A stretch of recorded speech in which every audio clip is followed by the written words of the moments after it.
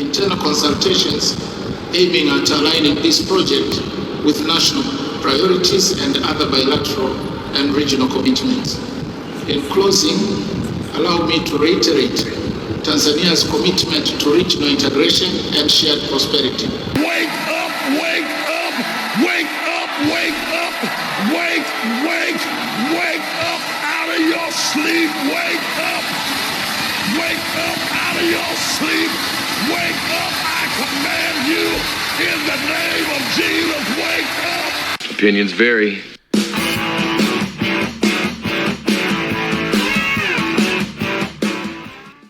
What's up, everybody? Welcome back to Opinions Varied. It's Opinions with an A. Please like, share, and subscribe. And yes, asleep at the switch, asleep at the wheel, asleep for the last 4 years. We have people now like Stephen A. Smith, who is a Democrat, have had enough. They are sounding off. And this is a video of Stephen A. Smith at his best. He is very charismatic. I don't agree with his politics. I think a lot of times he has TDS. But Stephen A. Smith is very articulate. He's very charismatic, as I said. He's great to listen to. So without any further ado, let's go. I want to get into some politics before we get on out of here, as we've now entered the final month of Joe Biden's presidency. And for the sake of argument, it hasn't been a good one. The Democrats lost the White House, Senate, and House in the November election. Meanwhile, this week, FBI Director Christopher Wray announced plans to resign at the end of the Biden administration as President-elect Donald Trump takes office in January. The news comes amidst a bombshell report from the Justice Department that revealed the FBI had at least 26 confidential informants on the ground when the Capitol was stormed on January 6, 2021. The report says most of the informants engaged in illegal activity during the chaos. This is stuff that people who don't just stay in the bubble of the Democrat-controlled media, we already knew. You know, again, what prevents a conspiracy theory from becoming true? Answer, about 6 months. In this case, about 3.5 years.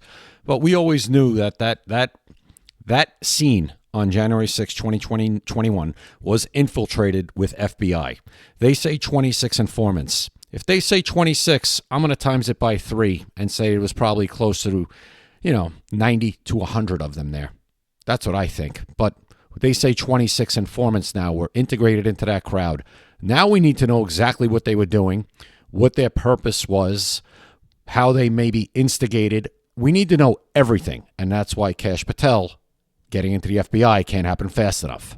The Justice Department says only 3 of its 26 informants present had been instructed to observe potential domestic terrorist suspects on the day of the riot. The rest of the 23 appeared to have gone to the Capitol on their own accord. And did what? Upon hearing news of the report, Vice President-elect J.D. Vance posted the following on X, quote, "For those keeping score at home, this was labeled a dangerous conspiracy theory months ago," end quote. So 23 folks for the FBI were in the crowd. And we're just finding that out. You're just finding that out. People like me, we already knew. Now it's confirmed.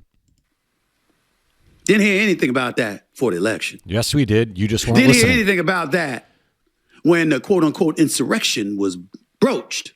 I like how he used air quotes around insurrection. I think even Stephen A. Smith knows this wasn't an insurrection. He knows that's just a buzzword put around it now just to inflame everything. By Vice President Kamala Harris as the Democratic nominee, by President Biden before her, by Democrats in both the House and the Senate, the media, as they articulated the belief that Donald Trump was a danger to democracy and using this as a profound, illuminating bullet point to make that case. All manufactured. And now here we are yet again finding even more evidence to Donald Trump's claims when he articulated that the process is rigged, the Democrats are this or that, they're talking about us, but look at what they do. We don't know all the details. It's a report. Justice Department comes out with this. That's not my big issue. We're going to hopefully find out every detail. Like I said, Kash Patel, Pam Bondi, we have a new Justice Department coming in, one that will be transparent, and we will hopefully find out everything. My big issue is that I'm really, really sick and tired of every time I turn around finding something else that the Democrats have lied about or downplayed or misrepresented along the way. Where's the 1 $1.5 billion that was given to the Democratic Party? Where is it? Where'd the money go? Daddy, chill. Why was Oprah given $2.5 million? Why was Al Sharpton's National Action Network given that much money? It's a bribe. Straight up bribe. Before interviews, by the way. Why? I think it was $500K for the National Action Network. Why? I want to be clear. I don't have any problem with the National Action Network taking that money. I do. Because they don't have a lot of money. Yeah. Al Sharpton's been stealing money from people for his whole career and then not paying his taxes. I have more of a problem with Oprah taking $2.5 million when she's worth over $1 billion. But speaking to us as if her heart and soul was so immersed in supporting Kamala Harris. Well, then why didn't you do it for free? Because it wasn't. I'm just asking. Because she didn't. I'm just asking these things. She knew she was a because disaster. I think it's important. Yeah. Let's just be honest. She knew she was the worst candidate in history, running the worst campaign in history. That's why she took the $2 million.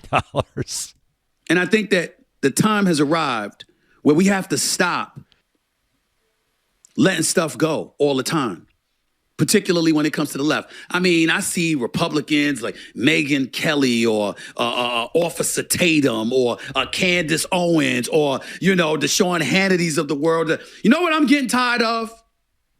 Them being right? You know what I'm getting to the Democratic Party? You know what I'm getting really pissed off about? Daddy, chill. I'm getting really ticked off at every time they open their mouth about something pertaining to y'all, they seem right. Right. Hey, Stephen, it's a very simple solution to this. Stop listening to those other people. Stop listening to everything they say just because they're on, quote unquote, your side. Wake up a little bit. They're making a fool out of you. You see this now? They're making a fool out of you. Love to argue with Sean Hannity. How can I? Do you know what Sean Hannity used to do to me when I told him Kamala Harris had a chance? He'd laugh. Like literally, genuinely giggle. He'd go on TV and put on his straight face to y'all. You got to be concerned.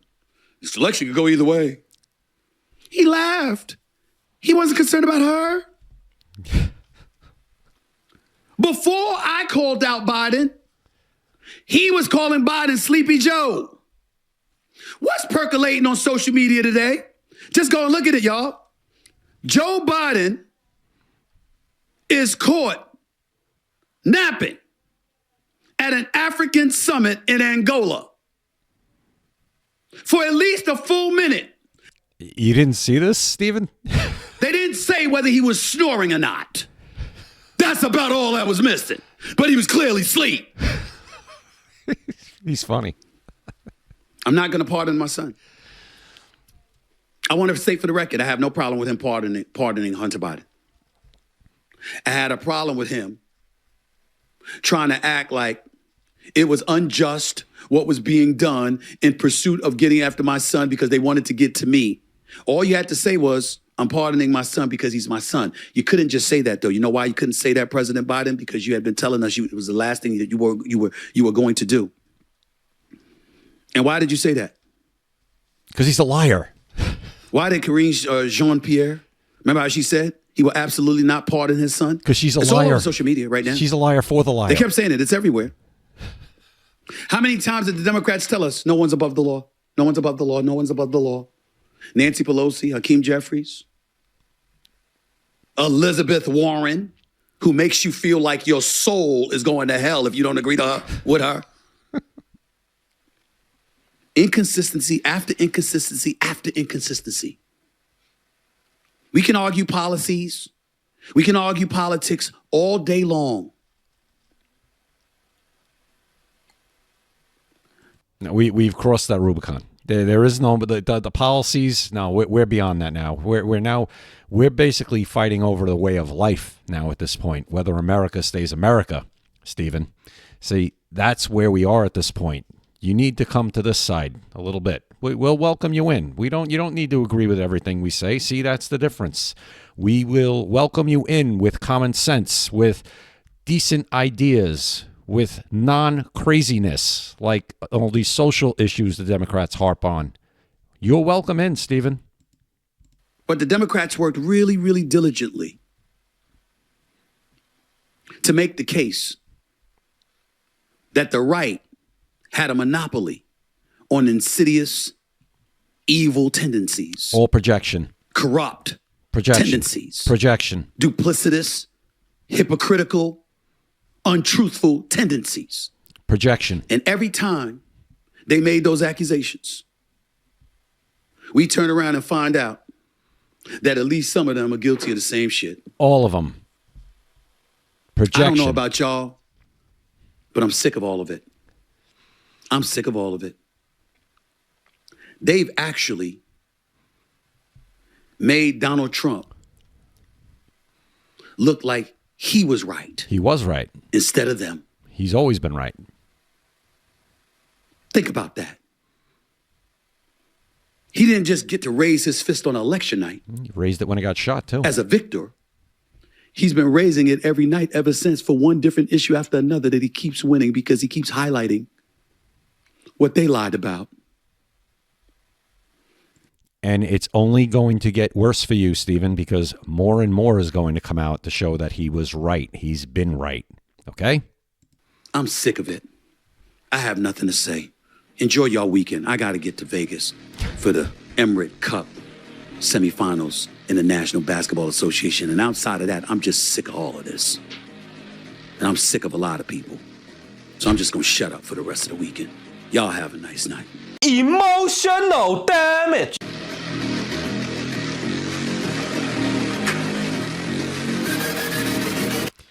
Wow. Well, as I said, Stephen A. Smith, he is charismatic. He articulates his points very well. He is fun to watch and listen to. I got to admit it. And if the Democrats are not careful in the next 6 months, they will lose him too. He's ready to go. You could tell he's ready to go. He's had enough. He's had enough of being made a fool of. And I blame him too. He allowed himself to be made a fool of.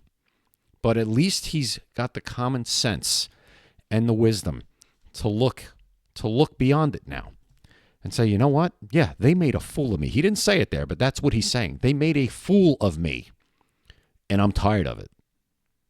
So if the Democrats don't find a way to get the crazies, to shut the crazies up, the AOCs, the Ilhan Omars, the Warrens, if they don't find a way to shut these people up and stop them from running their policy and running their agenda and start and keeping on with the resistance, if they don't find a way to stop these people, you'll lose people like Stephen A. Smith. He'll be another one. He'll be another Elon Musk. He'll be another Joe Rogan. He'll be another Ramaswamy, all from the left coming back into the center or to the right completely. So be warned. Be warned, Democrat Party. You are on thin ice. You are this close to really becoming just a splinter party of just radicals. I think I'm right on that. Tell me what you guys think in the comments. Tell me what you think of the whole Stephen A. Smith rant there, because I thought it was great. As I said, when he goes off like that on politics, I think it's entertaining. I don't always agree with everything he says, obviously, but he's entertaining and he makes good points when he actually sits down and thinks about it and opens his mind up. He's got good points, and he's, like I said, great to listen to. Tell me what you guys think. I appreciate you watching. Follow me on X at Opinions Vary, on TikTok at Opinions Vary. Please like, share, and subscribe. We'll see you next time right here at Opinions Vary. Opinions vary.